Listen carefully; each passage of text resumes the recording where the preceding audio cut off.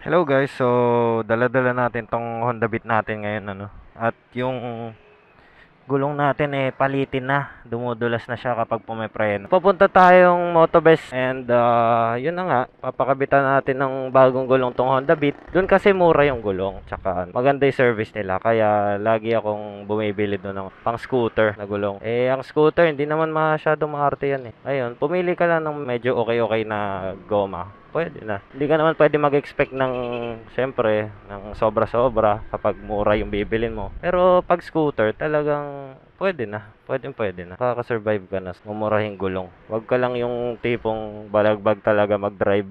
Kaya na-aksidente yung iba kasi sobra-sobra yung ginagawa nila para dun sa quality naman na nabili lang nila ng mura. Hindi ka naman pwede mag-expect na sobra-sobra pag yung gulong mo nasa 1K, 2K lang. Okay, so andito na tayo. Dito ko rin binili yung gulong ko na panlikod. Mumurahin lang na Beastar. Pero pwede na.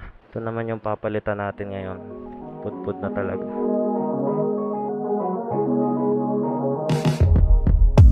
Let me take you back to a time when love was as precious as diamonds. Where if you search you would find it.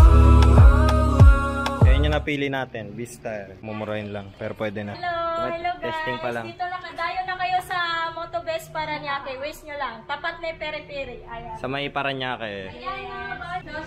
Meron din silang mga helmet dito. Ganyan. NHK. Meron dito mga Pirelli, Beastar. Sobrang baba yun na kung mag-carol itong Binabaklas na iharap guys. Kompleto tools nila dito, naka-impact wrench. O yan tinanggal muna yung big disc. Nahirap kasi hugutin ng gulong pag nakakabit yung big disc. Itong nabili nating Beastar guys, may kasama na siyang pito pati sealant. And ayan, nakikita nyo naman, ginagamitan siya ng machine ni Kuya.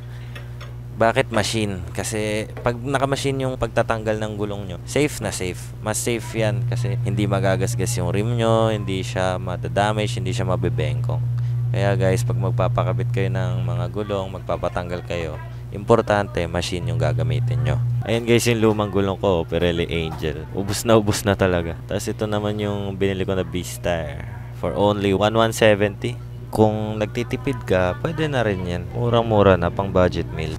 Ito naman, magkatabi naman yung luma tsaka yung bago. Makikita mo talaga iba na yung hugis ng luma. Kailangan napalitan. Dumudulas na kasi yan kasi ang lakas-lakas ng preno ko. Libre na rin yung pito.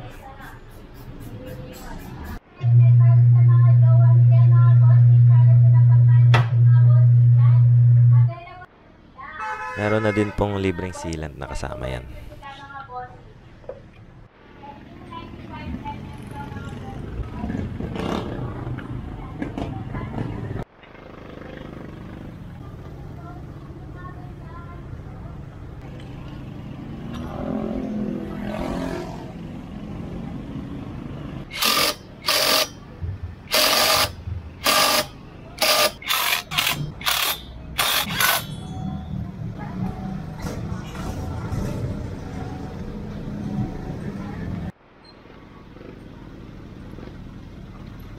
Naka 1170 tayo doon sa Beast flash tire.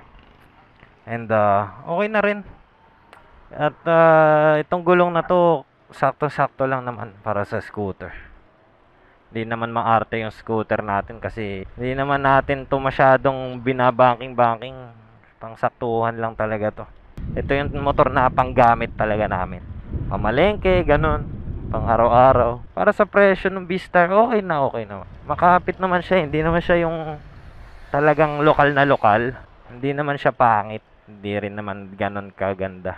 Sakto-sakto lang para sa magkano to? 150. Ang size kasi niya is 90 by 80 by 14. Kaya ayun, mura lang talaga pag scooter. Okay, so ito yung isa sa mga test na ginagawa ko para makita ko kung makapit yung gulong guys. Papaanda rin mo mabilis na ganyan, tapos ipepreno mo ng sagad. So, pag hindi dumulas yung gulong, pwede na yan. Kasi itong preno ko, napakalakas na ito Tignan mo ba naman, laki-laki ng disc.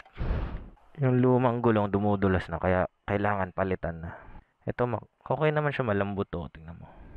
So, ibig sabihin pag ganyan, medyo Makapit na rin yan. Pwede na. Yung likod ko, ganun din. Naka-beast din siya. Okay naman. Okay naman siya. Ginagamit ko araw-araw. Dito ko muna po tatapusin yung video. Salamat sa panonood, and if nagustuhan nyo po, please like, share, and subscribe to my channel. Makakatulong po yun sa akin.